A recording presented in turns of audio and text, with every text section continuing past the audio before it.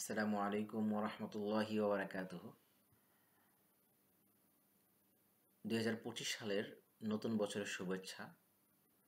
IELTS ফ্লাইয়ের পক্ষ থেকে স্টকহোম সুইডেন থেকে বলছি। আজকের এই ভিডিওতে আমি কথা বলবো আইএলসের সবচেয়ে তুলনামূলক কঠিন মনে হওয়া একটা মডিউল নিয়ে, আইএলস রিডিং। রিডিং সেকশানে কিভাবে ভালো স্কোর তোলা যায় এবং কিভাবে রিডিং একদম জিরো থেকে শুরু করবেন, কীভাবে 7+ স্কোর করবেন, রিডিংয়ে কী কী প্রবলেম হতে পারে, টাইম ম্যানেজমেন্ট কীভাবে করবেন রিডিংয়ে, এবং পরীক্ষার হলে কোন প্রশ্নগুলো আগে সলভ করবেন, কোন প্রশ্নগুলো পরে সলভ করবেন, সহ নানা ধরনের কথাবার্তা থাকছে আজকের এই ভিডিওতে। তো আইএলটিএস প্রস্তুতির জন্য সহায়ক হবে, খুবই হেল্পফুল হবে এই ভিডিওটি। পুরো ভিডিও অবশ্যই দেখবেন, দেখে আপনার প্রিপারেশন শুরু করেন, ইনশাল্লাহ আপনিও ভালো স্কোর তুলতে পারবেন। তো চলুন শুরু করা যাক। ভিডিওতে আলোচনায় যাওয়ার আগে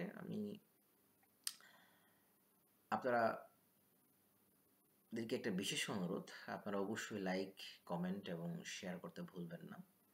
আপনি যেই তথ্যটা পেয়েছেন এটা অবশ্যই অন্য মানুষের কাছেও ছড়িয়ে দিন, যেন তারাও উপকৃত হতে পারে। তো রিডিং সেকশানে আমি কিছু নোট করে রেখেছি। রিডিং সেকশানে সময়টা খুব গুরুত্বপূর্ণ। আপনারা জানেন যে আইএলটিএস রিডিংয়ে 3টা সেকশন, মানে 3টা প্যাসেজ আসে, প্যাসেজ 1, প্যাসেজ 2, প্যাসেজ 3। সময় থাকে 60 মিনিট। তো 60 মিনিটের মধ্যে আপনাকে 3টা প্যাসেজের 40টা কোয়েশ্চেন আপনাকে সলভ করতে হবে। তো বুঝতেই পারতেছেন একটা প্রশ্নের কত সময় পাবেন আপনি। ওকে, সো প্রথম প্যাসেজ তুলনামূলক একটু ইজি থাকে, এটাতে সাধারণত আপনি 15 মিনিট চেষ্টা করবেন 13-14 মিনিটের মধ্যে শেষ করে ফেলার। ওকে, তারপরে দ্বিতীয় প্যাসেজে চেষ্টা করবেন, দ্বিতীয় প্যাসেজে 20 মিনিট, 18-20 মিনিট সময় আপনার হাতে বাজেট, আপনি চেষ্টা করবেন 18-17 মিনিটের মধ্যে শেষ করে ফেলার। প্যাসেজ 3 একটু বেশি জটিল, প্যাসেজ 1 থেকে 2 জটিল, 2 থেকে 3 জটিল। চেষ্টা করেন 25 মিনিট সময় বরাদ্দ আপনার জন্য, 23-24 মিনিটে শেষ করে ফেলার। এটার মধ্যে কোনো বাধ্যবাধকতা নাই। আপনি যদি একটা প্যাসেজ নিয়ে 1 ঘন্টা বসে থাকেন, তাতেও আপনার কেউ বলবে না যে তুমি এটা করতেছো কেন। এটা হচ্ছে আপনার প্ল্যান, যাতে আপনি ভালো স্কোর তুলতে পারেন। কারণ আপনাকে দ্রুত করতে হবে এবং ভালো স্কোর করার জন্য টাইম ম্যানেজমেন্ট খুবই গুরুত্বপূর্ণ। আমার দীর্ঘদিনের আইএলটিএস টিচিং এক্সপিরিয়েন্স থেকে বলছি, অনেক স্টুডেন্টরা রিডিংয়ে খুব ভালো রিডিংয়ে খুবই দক্ষ, কিন্তু সময়ের যথাযথ ব্যবহার এবং টাইম ম্যানেজমেন্ট ভালো না থাকার কারণে রিডিংয়ে কিন্তু তারা ভালো স্কোর তুলতে পারে না। তো একটা কোশ্চেন, প্রত্যেকটা প্রশ্নে আমি সাধারণত 1 মিনিট থেকে 1 মিনিট 20 সেকেন্ড এরকম একটা সময় বাজেট রাখবেন। আচ্ছা, দুইটা জিনিস খুব গুরুত্বপূর্ণ রিডিংয়ের ক্ষেত্রে। নাম্বার 1 হচ্ছে স্কিমিং, পুরো প্যাসেজ দ্রুত পড়ে এবং এর মূল ভাবটা বুঝতে পারা, যে আসলে কি রিলেটেড কথাবার্তা বলতেছে। আরেকটা হচ্ছে স্ক্যানিং, নির্দিষ্ট কিছু শব্দ, কিওয়ার্ড দিয়ে অ্যাকচুয়ালি খুঁজে বের করা যে এই লোকেশনটা কোথায় আছে। এই দুইটা জিনিস খুবই গুরুত্বপূর্ণ, মাথায় রাখবেন। ওকে, কিওয়ার্ড হাইলাইট করবেন, প্রশ্ন যখন পড়বেন অবশ্যই কিওয়ার্ডগুলো হাইলাইট করবেন এবং প্রশ্ন এবং প্যাসেজে কিওয়ার্ড খুঁজে বের করে তারপর আনসারটা বের করার ট্রাই করবেন। গেল। আচ্ছা, তো রিডিংয়ে ভালো করার জন্য আরেকটা গুরুত্বপূর্ণ দিক হচ্ছে সিনোনিম এবং প্যারাফ্রেজিংয়ের দিকে খেয়াল রাখা। ধরেন কোশ্চেনে আছে আপনার হেল্প, এটা আমি সিম্পল একটা এক্সাম্পল দিচ্ছি। কোশ্চেনে আছে হেল্প শব্দটা, আপনি প্যাসেজে গিয়ে কখনো হেল্প পাবেন না। ভার্বের সিনোনিম অ্যাসিস্ট পেতে পারেন, কোঅপারেট পেতে পারেন, এইড পেতে পারেন। সো প্যারাফ্রেজ, সিনোনিম, এটার দিকে বেশি ফোকাস করবেন, তাহলে আপনি রিডিংয়ে ভালো স্কোর দ্রুত তুলতে পারবেন। আসলে সত্যি বলতে আইএলটিএস মানেই হলো প্যারাফ্রেজিং আর সিনোনিমের খেলা। এই খেলাতে যে যত ভালো তার স্কোর তত ভালো হয়। এখানে শর্টকাট দিয়ে আপনি হয়তো বা কিছু কোয়েশ্চেন সলভ করতে পারবেন, বাট নট এট অল। ভালো স্কোর তোলার জন্য আপনি এসব শর্টকাটে আপনার কোনো কাজে লাগবে না।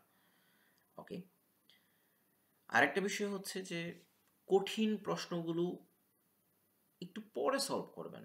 আপনি প্রথমেই গিয়ে স্টেটমেন্ট ম্যাচিং, প্রথমেই এমসিকিউ, এগুলো সলভ করতে যাবেন না। আমি এমনও স্টুডেন্ট দেখেছি যে প্রথম প্যাসেজ খুলেছে পরীক্ষার হলে, পরীক্ষা দেওয়ার পরে আমাকে এক্সপিরিয়েন্স শেয়ার করেছে। প্রথম প্যাসেজ খুলে দেখে যে শুধু MCQ, statement matching, information matching, মানে কঠিন কঠিন প্রশ্ন দেখে ঘাবড়ে গিয়েছে। সে ওগুলো করেই 30-40 মিনিট শেষ করে ফেলেছে। তার দ্বিতীয় প্যাসেজে কি আছে, প্যাসেজ 3-তে কি আছে, 2-তে 3-তে সে দেখে নাই। পরে যখন লাস্টে 20 মিনিট বাকি আছে তখন দেখে প্যাসেজ 2-তে আর 3-তে শুধু গ্যাপ ফিলিং আর ট্রু ফলসে ইয়েস নোতে ভরা। সো বুঝতেই পারছেন, তুলনামূলক সহজটা আপনাকে আগে খেয়াল রাখতে হবে, আগে সলভ করতে হবে। কি কি টপিক, কি কি কোয়েশ্চেন টাইপ আগে সলভ করবে এটা আমি ভিডিও শেষে বলে দিব আপনাদেরকে। অবশ্যই পুরো ভিডিও দেখতে ভুলবেন না। ওকে, দ্বিতীয় আরেকটা বিষয় হচ্ছে true false yes not given অনুমান করে আন্দাজে মারবেন না। অনেকে এটা করে, আন্দাজে মারে, আন্দাজে মারলে আপনার আনসার হবে না। আপনি চেষ্টা করেন যে মূল ভাবটা বোঝার, তারা কি রিলেটেড কথা বলছে এবং এক্সাক্ট তথ্যগুলো বের করে মিনিংটা 100% না বুঝলেও আংশিক কিছুটা বুঝে হলেও আপনি আনসার করার হচ্ছে সর্বোচ্চ চেষ্টা করবেন। আন্দাজে ঢিল মারবেন না যে এই 3টা ট্রু হয়েছে, এই 3টা ফলস হবে, এই 2টা ইয়া হয়েছে, না এভাবে না। ঠিক আছে, আপনি একটু বুঝে কনফিউশন দূর করে আপনি হচ্ছে একটু বাসায় বেশি প্র্যাকটিস করলেই কনফিউশন দূর হয়ে যাবে ইনশাআল্লাহ। চেষ্টা করেন। আচ্ছা, আরেকটা কিছু কিছু প্রবলেমও আছে আমাদের স্টুডেন্টদের, ধীর গতির রিডিং পড়তেছে নাও, মানে খুব স্লো। নো ভাই, এত স্লোতে যদি আপনি প্যাসেজ পড়েন আপনি রিডিং শেষ করতে পারবেন, এক প্যাসেজ পড়তে 40 মিনিট লেগে যাবে। ভুলে যাবেন না আপনার প্যাসেজ 1-এ কিন্তু মাত্র 13-14 মিনিট 15 মিনিট সময় আপনার। সো প্যাসেজ পড়তে হবে মনে মনে, চোখ বুলাতে হবে যে আমি কি খুঁজতেছি। আপনার আমার আইএলস ফ্লাই ইউটিউব চ্যানেলের আইএলস রিডিংয়ের ক্লাসগুলো দেখলে বুঝতে পারবেন যে রিডিংয়ে কীভাবে দ্রুত সলভ করার টেকনিকগুলো আমি সেখানে দিয়েছি। এবং আমাদের নতুন যে ব্যাচ শুরু হচ্ছে আইএলটিএস ব্যাচ, এখানেও আমি আপনাদেরকে রিডিংয়ে প্র্যাকটিস সলভ করে করে দেখাবো যে কিভাবে আপনি দ্রুত সলভ করতে পারেন ইনশাল্লাহ। তারপর পুরো অর্থ বুঝতে যাবেন না। অনেকে একেবারে প্যাসেজের ফার্স্ট ওয়ার্ড থেকে লাস্ট ওয়ার্ড পর্যন্ত মিনিং বুঝতে যান। No, never. আপনি পুরো প্যাসেজের মিনিং বুঝতে গেলে জীবনও প্যাসেজ শেষ করতে পারবেন না। আপনার যে অংশটুকু প্রয়োজন, যে অংশটুকু পড়লে আপনার আনসার বের করা যায়, লোকেশন বের করে ওই অংশটুকু মিনিং বুঝে আপনি আনসার সলভ করার চেষ্টা করবেন। ওকে, আর বাসায় প্রথম প্রথম চেষ্টা করবেন অ্যাটলিস্ট 55-60 মিনিটে প্র্যাকটিস করার। প্রথম দিকে হয়তো পারবেন না, ধীরে ধীরে চেষ্টা, 55 মিনিটের বেশি যেন না হয়। 5 মিনিট হাতে রেখে শেষ 5 মিনিট আপনি চেক করবেন যে আনসারটা ঠিক মতো ঠিক জায়গায় লিখছেন কি না। আনসার কি লিসেনিংয়ের পার্টে লিখে ফেলছেন, নাকি হচ্ছে আপনারা জানেন যে এক পার্ট, একই পেজের এক পাশে লিসেনিং লিখতে হয়, এক পাশে হচ্ছে রিডিং আনসার লিখতে হয়। আনসারগুলো সঠিক জায়গায় লিখছেন কি না, যেহেতু রিডিংয়ে আলাদা সময় দেওয়া হয় না আনসার লেখার জন্য। আনসারগুলো চেক করলেন, কোনো মিসিং আছে কি না, লাস্টে 3-4 মিনিট এই কাজটা করবেন। সো তাহলে মোদ্দা কথা কি হলো? মোদ্দা কথা হলো যে আপনি আইএলস রিডিংয়ে ভালো করার জন্য প্রথমত আপনার বেশি বেশি রিডিং পড়ার কোনো বিকল্প নাই। আপনাকে প্রচুর রিডিং পড়তে হবে। আপনি যদি অ্যাটলিস্ট 15-20টার উপরে রিডিং বই পড়তে পারেন তাহলে আশা করা যায় আপনার রিডিংয়ের একটা স্ট্যান্ডার্ড ক্যাপাবিলিটি আপনার হচ্ছে তৈরি হবে। দেন আপনি প্র্যাকটিস শুরু করলেন। যাদের 6 মাস 1 বছর পরে আইএলটিএস দেওয়ার ইচ্ছা আছে বা ইংলিশে ভালো করার ইচ্ছা আছে তারা এটা ফলো করতে পারেন। এটা আমি আমার অনেক উইক স্টুডেন্টদেরকে এই টেকনিক তারা ফলো করে আইএলস রিডিং সেকশনে 6.5, 7, 8 পর্যন্ত পেয়েছে। দীর্ঘদিন তারা পড়েছে, 15, 20টা, 30টা, 40টা, 50টার মতো শুধু বই পড়েন, আর্টিকেল পড়েন, বই পড়েন, আর্টিকেল পড়েন। এতে আপনার হচ্ছে রিডিং একেবারে রুট লেভেল থেকে paraphrasing, grammar problem, sentence making, synonym making, এইগুলো আপনার ভিতর থেকে আপনি হচ্ছে ইনশাল্লাহ বেসিকটা একেবারে স্ট্রং হবে। দেন আপনি আইএলস প্র্যাকটিস করলেন, আপনি পরীক্ষা দিলে ইনশাল্লাহ ভালো একটা স্কোর তুলতে পারবেন। তো আপনাদেরকে কথা দিয়েছিলাম শেষ মুহূর্তে আমি আপনাদেরকে বলবো যে কোন কোয়েশ্চেনগুলো সলভ করেই আপনার 6.5 স্কোর তোলা সম্ভব এবং যে প্রশ্নগুলো আগে সলভ করবেন পরীক্ষা হলে এগুলো আগে সলভ করতে পারলে বা এগুলোতে দক্ষ হতে পারলে আপনার বাকি কঠিন টপিকগুলো আপনার না করলেও সমস্যা নাই, হ্যাঁ, বা না করলেও আপনি একটা স্ট্যান্ডার্ড স্কোর তুলতে পারবেন। তো নাম্বার 1 হচ্ছে গ্যাপ ফিলিং। পরীক্ষার মধ্যে অ্যাটলিস্ট 15 থেকে 25টা পর্যন্ত সর্বোচ্চ আপনি পেতে পারেন কি শুধু গ্যাপ ফিলিং। নাম্বার 2 হচ্ছে, এটা সবার আগে সলভ করবেন, নাম্বার 1 গ্যাপ ফিলিং, একদম প্রথম গিয়েই গ্যাপ ফিলিং শেষ ধামধাম করে। তারপর হচ্ছে true false not given, second সবচেয়ে ইজিয়েস্ট, এবং হচ্ছে ইয়েস নো নট গিভেন। পরীক্ষার হলে অ্যাটলিস্ট 8 থেকে 10টা পাবেন ইনশাল্লাহ।